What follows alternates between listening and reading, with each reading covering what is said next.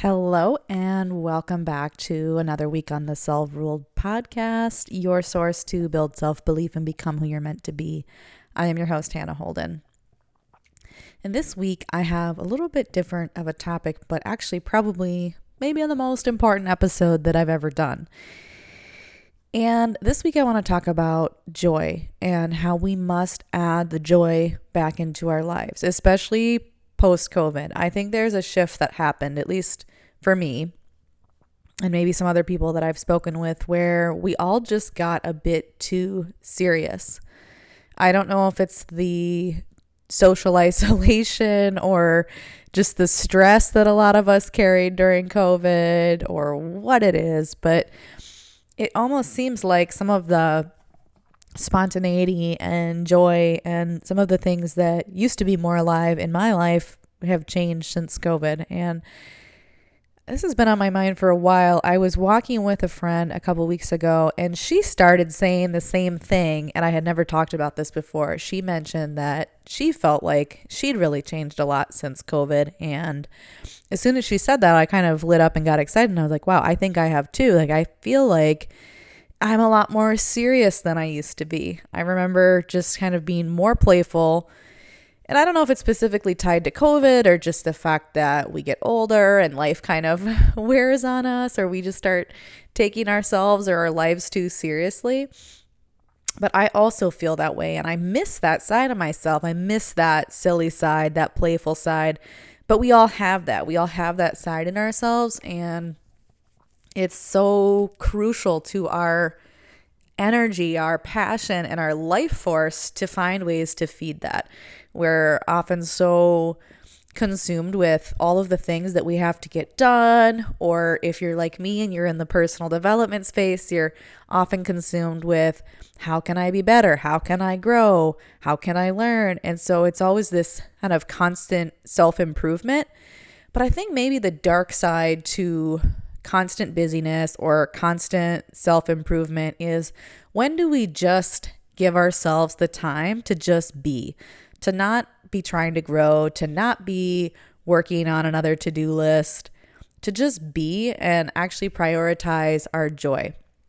So I thought today for this episode, I made a list of 10 things that I feel I find joy in, and that I could return to these to really spark that joy and add it back into my life. And these ideas might be things that you want to try, but of course you probably have your own list, and maybe after this episode, you'll go make your list and see what you can do this summer. Especially, we are in the summer equinox this week, so this is probably good timing. It's the summer equinox. People are having more energy for summer. The days are longer, and I feel like there's no better time than summer to get in touch with our inner child, get in touch with the younger spirited version of ourselves that, maybe that silly or playful side that we haven't spent time with in a while. So here's my list of 10 for must add joy. And these are all things that I feel like in some way make me feel alive, make me feel free, or maybe bring me that sense of peace and ease in my life. So number one is to spend time in nature. And I don't know what it is, but whatever I do in nature tends to bring me that sense of joy. The number one thing I do is walk in nature a lot. Even just a walk alone in nature brings me joy. But also, I think anything we can do to spend time in nature with other people. It could be being out in the backyard with friends or family. It could be camping, swimming, anything we're doing where we're out in nature and just experiencing it, I think is an automatic boost in joy. It's just so tied to our nature to be in nature.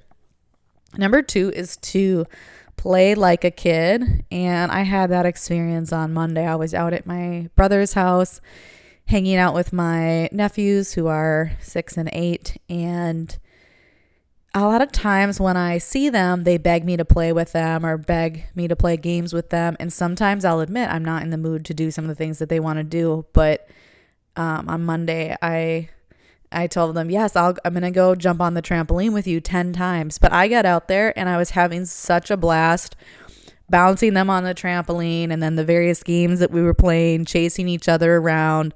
And the laughter and the fun that I had in doing that was exactly what I needed. I was started out doing it, to spend time with them. But what I realized is I needed that playfulness. And I think of other times when I've quote unquote played like a kid. Sometimes it's when there are kids around. But I remember when it was my nephew's birthday last year, my brother got out a rope and was teaching all these little kids tug of war. But after the kids were playing, I challenged my brother for us adults to have a match. And we were all out there in the backyard playing tug of war. And it was hilarious. We were laughing. We were having such a good time. And the kids loved it. So anytime we get to just step out of that role of being the serious adult and we get to play the games, that is a time when it sparks joy. And even if at first it doesn't sound exciting, because I think we get so stiff and we get so boring and we don't want to play these games or the things we used to do. But once you actually just let yourself go and flow into these things, turns out we have that little kid inside of us and it can spark so much joy. All right, number 3 on the list is doing anything barefoot.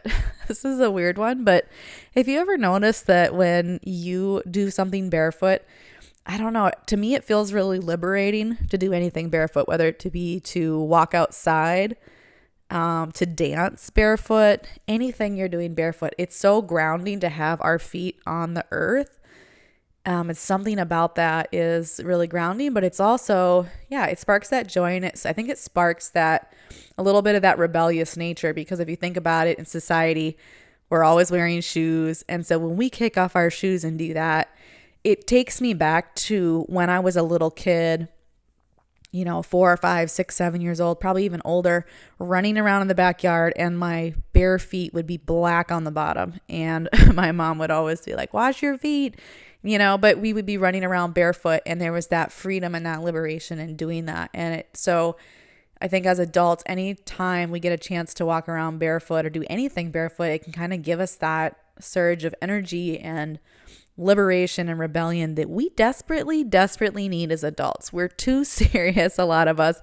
We get too caught up in all the things that we have to do. And I think we forget that it's fun sometimes to be that little rebellious child. All right, number 4 is getting in the car and just go anywhere. And I think this taps into that spontaneity and that free spirit and that sense of freedom.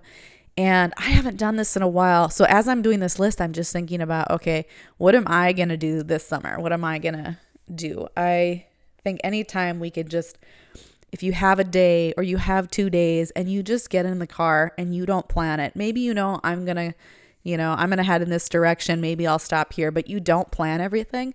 There is a spontaneity to just taking that impromptu day trip or impromptu overnight trip and just being open to the journey and where you end up and where you end up spending the night if you do, and who you meet and where you eat and the sights you might see. And so that can just make us feel really alive and just spark some of that much needed joy back into our lives.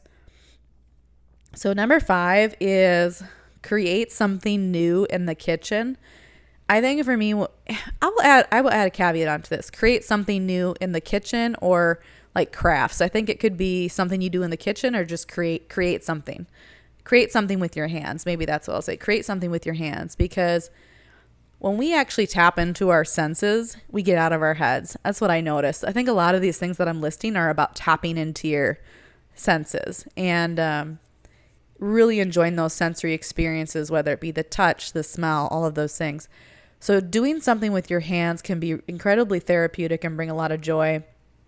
For me, I guess what I have coming up where I'm going to be creating something new with my hands is the building that I live in. They have this will be the second one. I don't know how many years they've been doing this, but there's some people in the building who have a annual color party. And the idea behind it is that everybody gets assigned a color and you're supposed to show up wearing your color. You have to have created a drink and a food item in that color. So that there will be appetizers, dinner, and desserts, and then drinks. And this year, my color that's been assigned to me is royal blue. So I have to put on my creative hat and figure out what's the royal blue drink that I'm going to make, and then what's the royal blue food item that I'm going to make. So just the creative energy of making that, it does kind of excite me. It does kind of spark a little bit of joy. And sometimes these things can feel like just another thing on our to-do list when we're busy, like, oh, I got to make food for this party, or I got to do this or that. But I think when the joy comes is when we just give in to these things and allow ourselves to have fun with it. And we have the time and space to do that, of course. But yeah, creating something new with your hands in the kitchen or making a craft. I used to make crafts all the time when I was a kid, and I haven't made anything craft-wise in so long, but that can spark a lot of joy. And I think it was last summer I was at a in-person event here in Minneapolis at the Swedish Institute, and they had some cool crafts out it was like an outdoor festival, and I got so into that. So I do think some of this is tied to the things we like to do when we were kids, but creating something new. All right, number 6 is, and this one's kind of vague, so it might mean something for each person listening, but entertain wild ideas. I think sometimes we get so caught in a loop, or we get so kind of like stuck on a track because we're trying to be focused, because we're trying to focus on one thing or focus on the same things, or there's really a theme to what we're working on in life or in our career, that we kind of lose sight of expanding our view and really dreaming kind of out there, wild ideas, maybe the things we used to think about doing. We kind of lose sight of that. And it's bittersweet because I think once we pass midlife is, I guess that depends on what you think midlife is, but we get to a certain age, I think, where some focus is good. It's actually good. Like I spent my 20s and even a little bit of my early 30s being kind of all over the place, trying all these things. So getting into my 30s and beginning to have a lot more focus was really good for me because it allowed me to move further and faster because I had some focus. But I think the downside of that is that you start to close yourself off to all the wild ideas and dreams and random things you wanted to do when you were younger. And I think there's other people out there that are probably even more closed off to those things than I am, because they might have been focused on one track for 10, 20, 30 years. But it could be that wild thing you wanted to do, like go ride elephants, or I don't know, go ride camels, or, just these random things that we always thought about doing, or taking a trip to the Amazon, or I always wanted to take a belly dancing class, or just these kind of wild things that there's something about them that hold an allure to us, but we just have never done them. So creating space to just entertain those kind of wild ideas, even if we don't act on all of them, just being open to them. All right, number 7 is create space for meaningful connection. I think this one is probably one of the most important ones on the list, because we interact with people maybe at work or family or friends, but how much of it is actually meaningful? And I think one of the big pieces here is how much of those interactions are we truly tuned in and present with ourselves and present with the people around us. And I think if we aren't intentional to create this, it doesn't often happen organically anymore. Unless you are just someone who is doing this or has a practice of doing this, I think a lot of times it requires being intentional, because it won't just happen on its own otherwise. And I guess my example of this is I run a meetup group here in Minnesota. I run a meetup group here in Minnesota, and I had an event probably a month ago by now, and it was outdoors, and the event was, we met at a park and we had a really short hike. It was an evening event. We met at a park and we had a really short hike back in to this beautiful site in the woods that had this A-frame structure, and we had a campfire. So I haven't done anything this kind of spontaneous in a while, but I planned the event. Everyone met at the visitor center. I bought wood. I had someone bring marshmallows. I brought the other stuff for s'mores.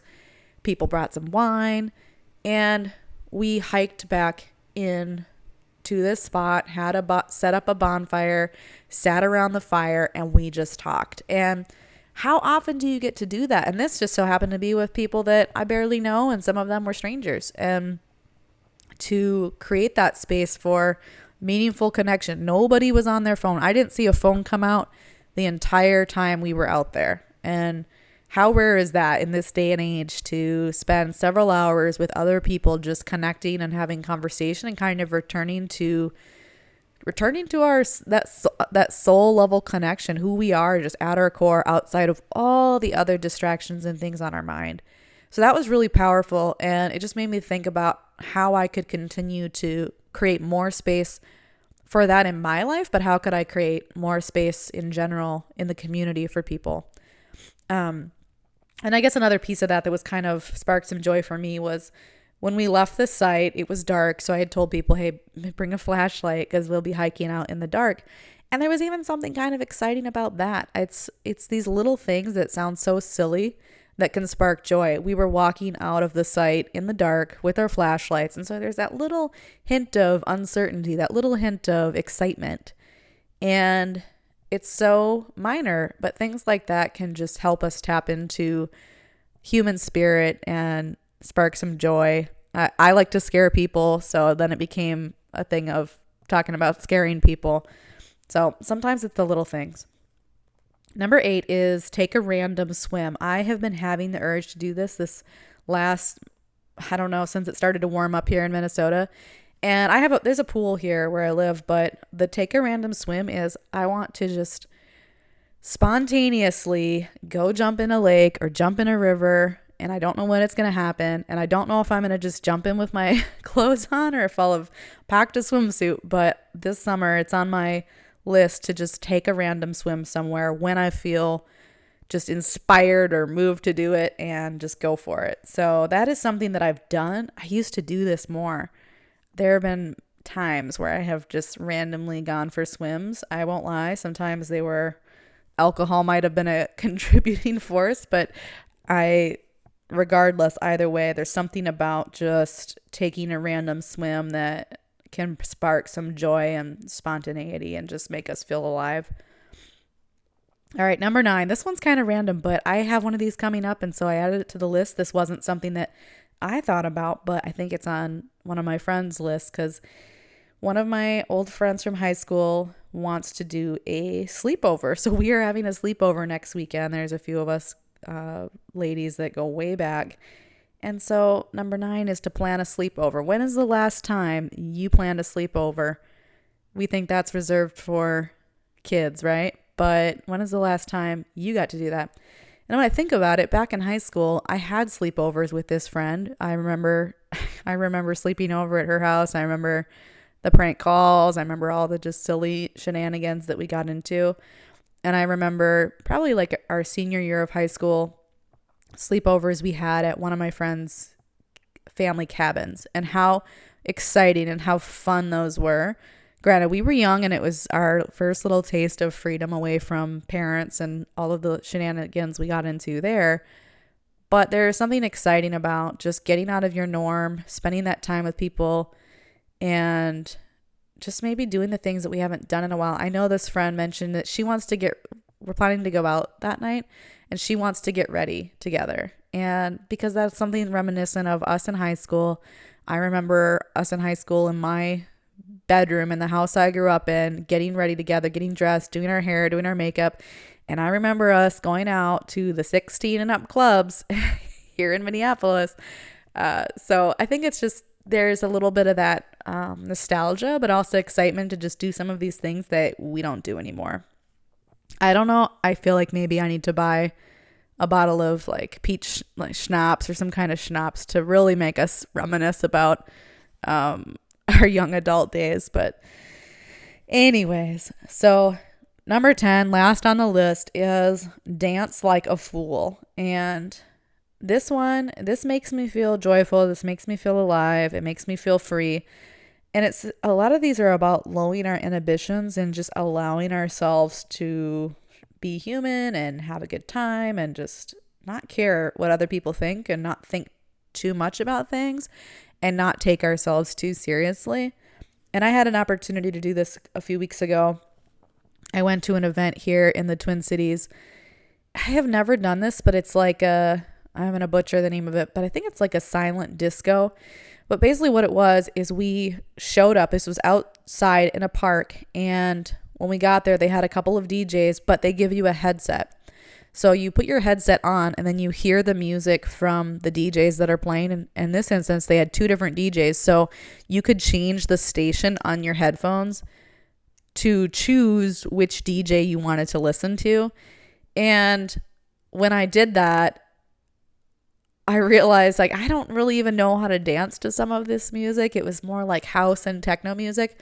But there was kind of this, I don't want to say stage, but kind of platform out there in this park. And I was with a couple of other women and I just decided to just let myself go. I see some of these people up there. There were multiple people at this event really letting themselves go. Really letting themselves go to the music. There were people just really feeling it, doing all kinds of wild things. I saw this woman like, I probably shouldn't even say this on this podcast, but I saw this woman, she had propped her legs up on a tree and was shaking it, to this techno music. And there were people of all ages doing all kinds of weird stuff. But there was something really freeing about just people letting themselves go. And I think it was just fun for me to dance to music that I'm not used to dancing to and to just not care and to just be as goofy and silly and outrageous as I possibly could. And so that was one instance where I danced like a fool, but I also went to a friend's baby shower a couple months ago. And that was another time recently where I just let myself go. She's from Cameroon, so they were playing a lot of African music. It was maybe things that I wasn't even sure how to dance to, but I just completely, after about 20 minutes on the dance floor, I just completely let myself go. And dancing is such a form of self-expression and freedom that I think it's a wonderful way to kind of tap into that joy. If you can get over being self-conscious about how you look. I think some people are really self-conscious about how they look, especially if they don't feel like they have any rhythm. But when you can give yourself permission to just dance like a fool and just be embodied and be present, you're going to have a really good time. So this is my list of 10 things that I've found that just kind of spark something in me, spark some joy, spark some freedom, feeling alive. And I just really wanted to do this episode this week because, like I said, I think we get so caught up in self-improvement, self-betterment, all the things we have to do, constantly striving. And what about the other side of it, which is probably the most important, which is just being? How are we creating space for us to be, creating space for us to flourish and just have joy in our lives? So I hope this episode sparks something in you. And if you're up for it, I would love to hear in the comments something that sparks joy for you. All right, that's what I've got this week. I will see you next time.